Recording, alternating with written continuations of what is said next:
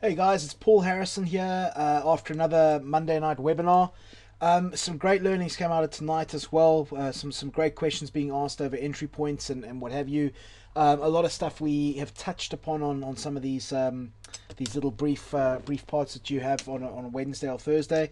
What I wanted to cover today was this particular stock we were looking at. Now, the stock is a very big moving stock, and there was a lot of reasons, a lot of patterns, technical setups we could see that would give us a reasoning to get into this trade.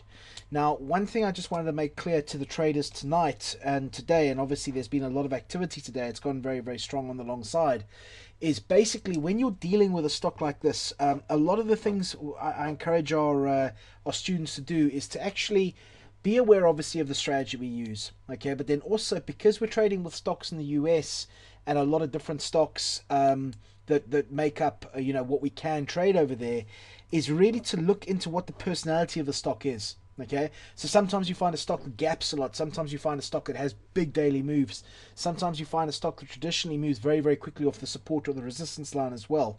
But then again, you do have very big stocks. Now this stock actually gapped up from five. Well, it didn't gap up. I mean, it opened and rallied up the entire day from 550 up to 571, where it's sitting at the moment, just below 572. Now that's a very big move, especially if you were using spread betting as well. Okay, so what I was advising, well, suggesting to our people, I don't advise anything, but suggesting to our clients is really be very aware of the size of stock you're trading with as well. With a stock that can move this size at this size of share, it really can have a big impact on your trading and your risk reward ratios as well. Okay, so really just look in the context of the actual stock. What is the stock currently doing? What is its behavioral types? What does it traditionally do? How quickly does it move?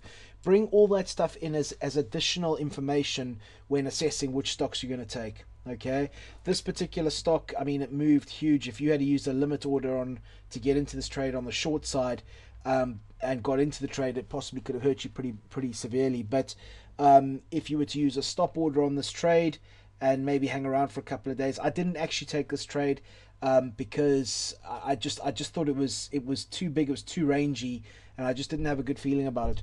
But by all circumstances, there were a lot of reasons to possibly get into this trade. But the only way I would have done that, and I did consider it, is to use a stop order. But again, the last couple of days haven't actually set me up for a stop order. So that was one of the reasons as well I stayed away from it. I couldn't actually justify getting in with a stop order on that right now. Because I would certainly want some confirmation of a change of direction there. Also bearing in mind how quickly the stock can move when it does come off those resistance and support lines. So yep, that's some weekly additional learning for you. Look at the stock in the context of the stock, and potentially how you want to trade it moving forward.